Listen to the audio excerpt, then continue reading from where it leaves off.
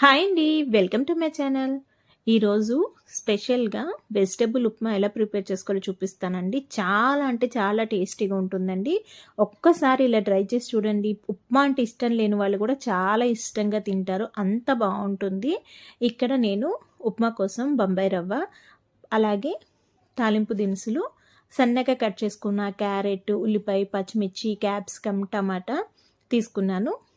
Stove వెలిగించుకొని pan పెట్టుకొని, pan heat అయిన తర్వాత ఒక 2 గరిటెలు ఆయిల్ వేసుకొని, ఆయిల్ హీట్ అయిన తర్వాత ఎండుమిర్చి, పచ్చెనపప్పు, మినపప్పు, ఆవాలు, కొద్దిగా జీలకర్ర కూడా వేసుకుంటున్నానండి.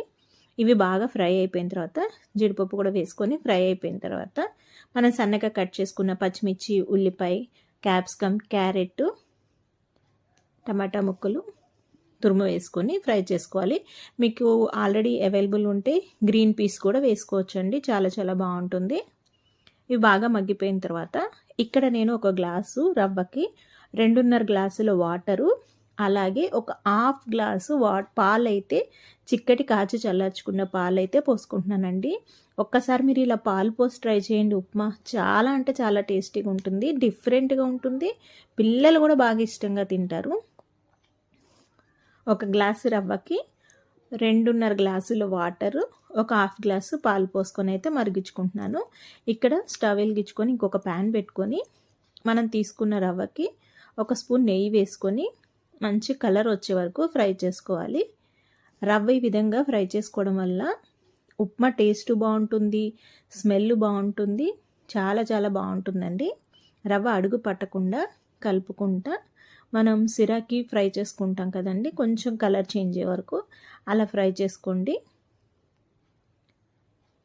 ఇక్కడ మనం పోసుకున్న నీళ్ళు, పాలు పోసుకొని ఉంచుకున్నాం కదా, అది కూడా మరిగే వరకు ఉంచుకోవాలి.